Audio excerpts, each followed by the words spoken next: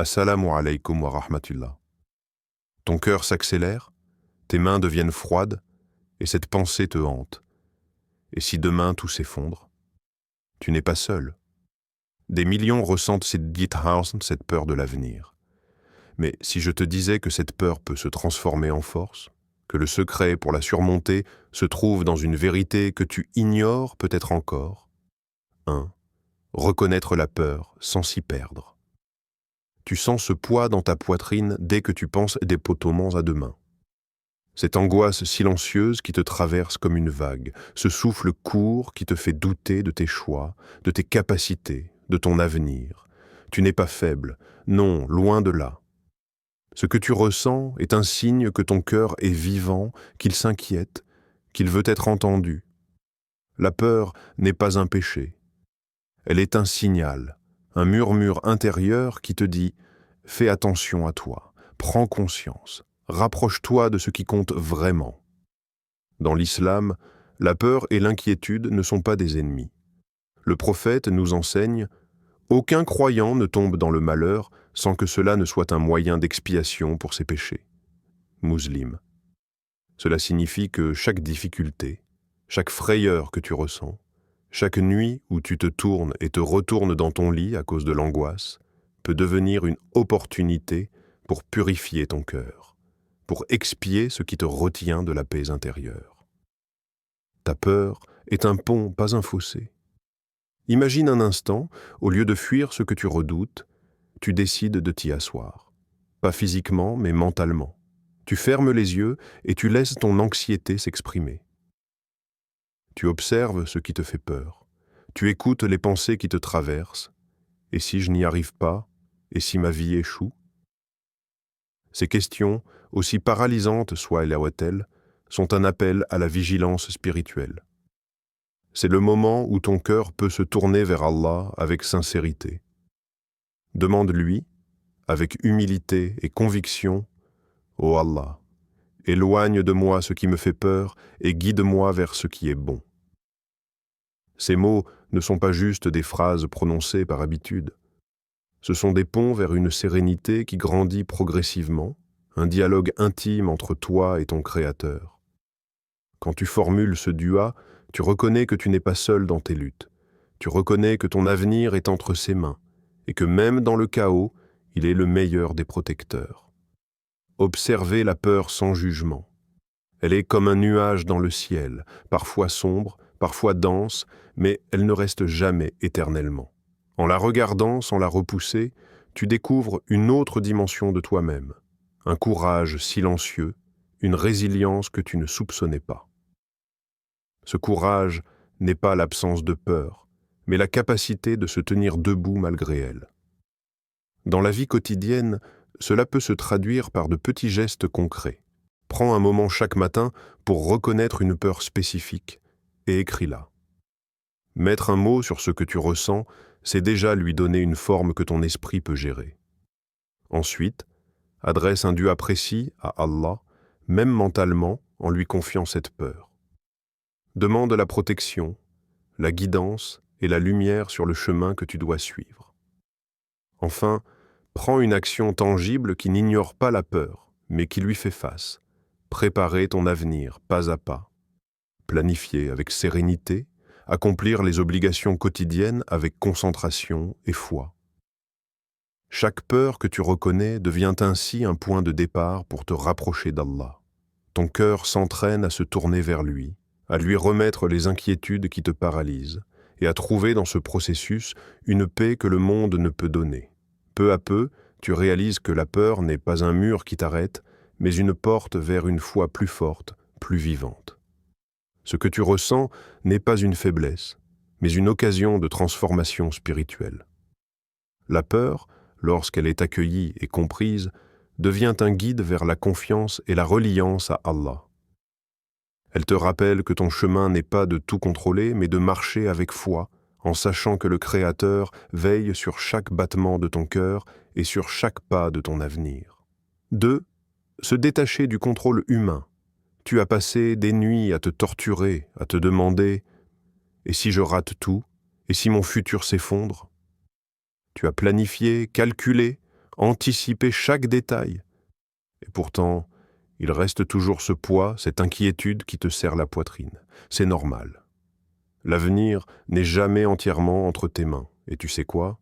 C'est une bonne nouvelle. Parce que cette vérité, lorsqu'on la comprend pleinement, libère.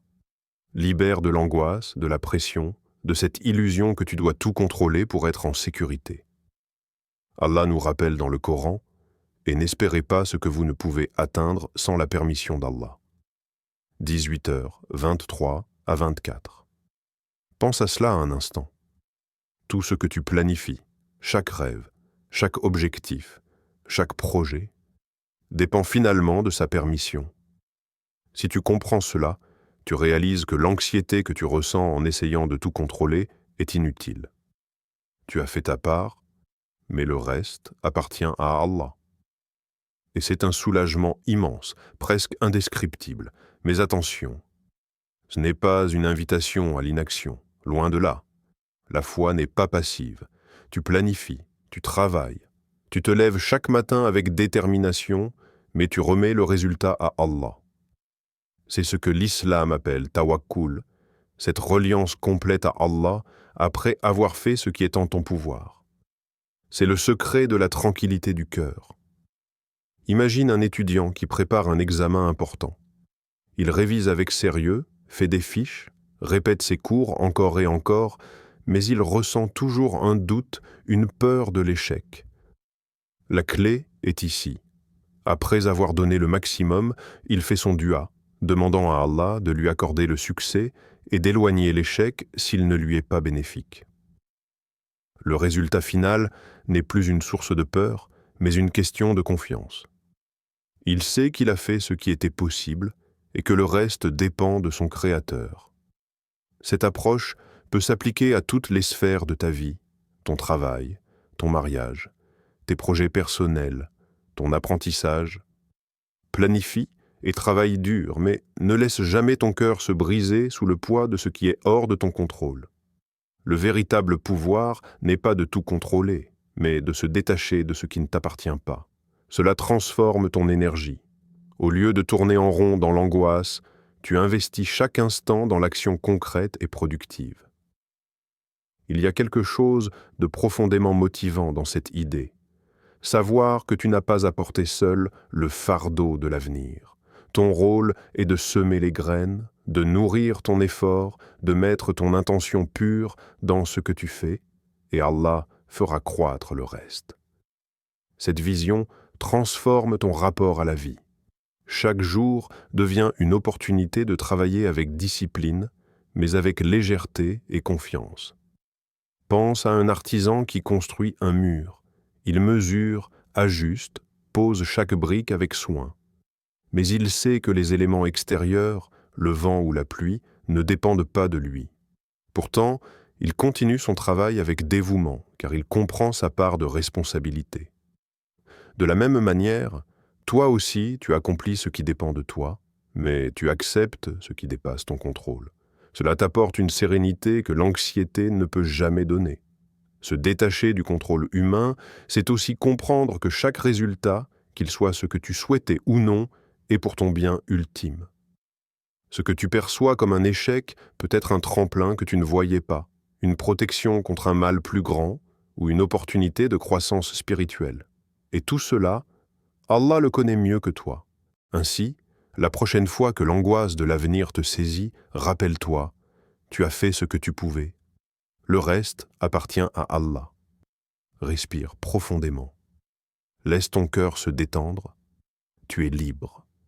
Libre de travailler, libre d'espérer, libre de rêver, sans que la peur ne te paralyse. Cette liberté, ce soulagement, est un trésor que le monde ne peut offrir. 3. Cultiver la confiance par le dhikr ferme, les yeux un instant et écoute ton souffle. Sens le monde autour de toi s'agiter, mais à l'intérieur, ce tumulte ne fait que refléter ce qui se passe dans ton cœur.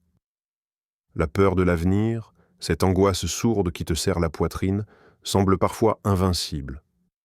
Mais il existe une lumière capable de la dissiper, une clé simple et profonde, le dhikr, l'évocation d'Allah. Allah nous dit dans le Coran et ceux qui ont cru et dont les cœurs se tranquillisent à l'évocation d'Allah. N'est-ce pas par l'évocation d'Allah que les cœurs se tranquillisent ? 13h28. Imagine ces mots comme une brise douce qui touche ton âme. Le dhikr n'est pas seulement une répétition de mots, c'est un dialogue silencieux entre toi et ton Créateur. C'est ton cœur qui parle à celui qui connaît tout, qui voit tout, qui comprend tes angoisses mieux que quiconque. Chaque mot que tu prononces, chaque phrase que tu répètes avec sincérité devient une goutte de paix qui tombe dans l'océan de ton cœur. Hasbi Allahu la ilaha illa huwa. Allah me suffit, il n'y a pas de divinité en dehors de lui. Répète-le lentement, laisse-le résonner dans ton esprit. Imagine que chaque syllabe dissout un peu de ton anxiété, comme la rosée du matin qui caresse les feuilles et fait briller le monde d'un éclat apaisant. Le dhikr n'a pas besoin de longs discours ni de phrases compliquées. Ce qui compte, c'est la présence du cœur, cette attention qui se tourne vers Allah avec confiance et humilité. Même 5 minutes par jour, le matin avant que le tumulte de la journée ne commence, suffisent pour planter une graine de tranquillité qui grandira et s'étendra dans chaque décision, chaque pensée, chaque souffle. Imagine-toi debout au milieu de la tempête de la vie. Les vents du doute et de la peur s'élèvent autour de toi, mais tu tiens un fil invisible, fin mais incassable, le dhikr. Ce fil te relie à Allah, et tu sens cette force te traverser, te stabiliser, te rappeler que rien n'échappe à sa connaissance et à sa sagesse. La peur diminue non pas parce que le monde change, mais parce que ton cœur sait qu'il n'est jamais seul. Le dhikr peut également s'insérer dans les gestes quotidiens, en marchant, en respirant, en accomplissant tes obligations. Chaque mention d'Allah agit comme un baume pour ton esprit. Lorsque les inquiétudes surgissent, ce projet professionnel, ce futur incertain, cette décision difficile, laisse le dhikr s'élever dans ton esprit. Laisse-le te rappeler que le Créateur est là, qu'il voit ton effort, qu'il connaît tes limites et tes capacités. C'est dans cette répétition, dans cette connexion silencieuse mais puissante, que la peur se transforme. Elle ne disparaît pas instantanément, mais elle change de forme. Elle devient vigilance, attention, conscience. Elle cesse d'être un fardeau et devient un guide, un rappel que tu n'as jamais à affronter l'avenir seul.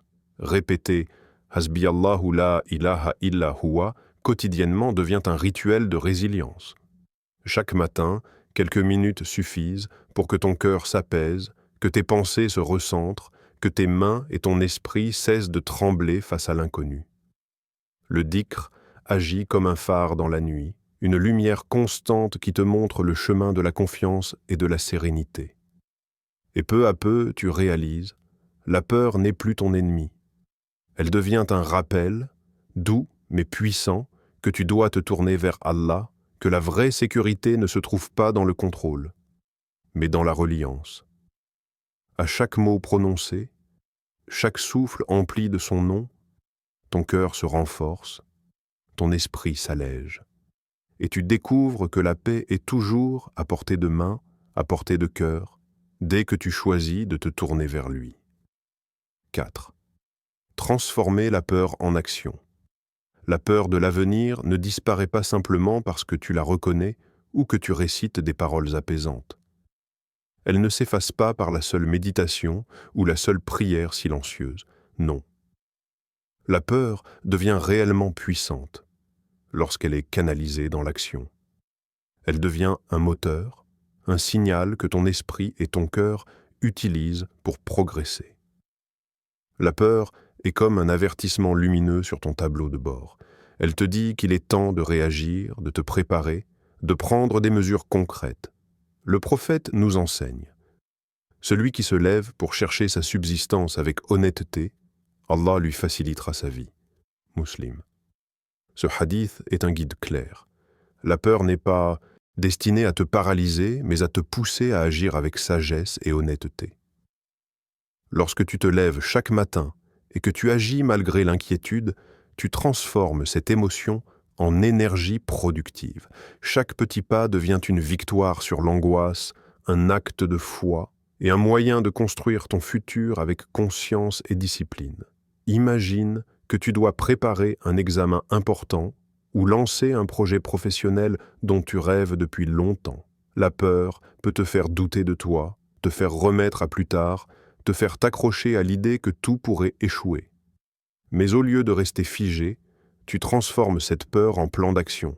Tu découpes le travail en étapes réalistes, révision quotidienne, exercices ciblés, consultation avec des mentors, suivi des progrès.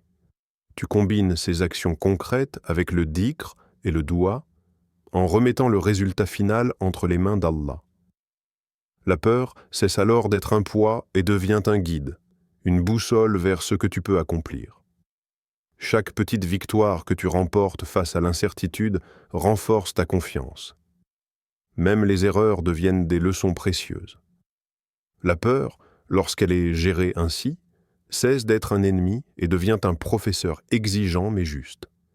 Elle te rappelle de rester attentif, persévérant et humble. Elle te pousse à te lever chaque matin avec intention et courage à planifier, à exécuter et à progresser, sans jamais t'arrêter sur ce que tu ne peux contrôler. Pour transformer la peur en action, il faut allier foi et stratégie. Planifie ton avenir de manière réaliste, sans te perdre dans des scénarios impossibles. Fixe des objectifs atteignables, mais mets tout ton cœur et ton effort dans leur réalisation. Fais du dua, demande guidance et protection, mais accompagne toujours cela d'actions concrètes. Chaque effort sincère que tu fournis est reconnu par Allah, et il est souvent la clé pour débloquer des opportunités que tu n'avais pas anticipées. Cette dynamique crée un sentiment de contrôle même face à l'incertitude. Tu ne contrôles pas tout, mais tu contrôles ton engagement, ton effort, ta constance, et cette maîtrise partielle, combinée à la confiance en Allah, est un rempart puissant contre l'anxiété.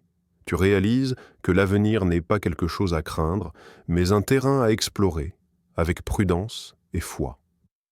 Pense à chaque matin comme une occasion de réécrire ton histoire. La peur peut encore frapper à la porte, mais cette fois, tu ne recules pas. Tu avances des allées avec stratégie, intention et reliance. Tu transformes l'énergie de l'inquiétude en plans concrets, en petites actions quotidiennes, en discipline et persévérance. La peur cesse d'être un obstacle et devient un moteur de croissance. Au final, agir malgré la peur, faire le maximum de ce qui dépend de toi et remettre le reste à Allah, c'est là que réside la véritable liberté. Cette combinaison de foi, de planification et d'actions concrètes transforme ton avenir en un chemin clair, même au milieu de l'incertitude, et fait de la peur une alliée plutôt qu'une ennemie. La peur de l'avenir ne disparaît pas toujours, mais elle devient une invitation à se rapprocher d'Allah et à agir avec confiance. Rappelle-toi, ce n'est pas toi qui planifie la vie, mais Allah. Et si tu mets ta confiance en lui, ton cœur trouvera la paix, même dans l'incertitude. Phrase finale impactante. Ne laisse pas la peur de demain voler la lumière d'aujourd'hui. Remets-toi à Allah et avance.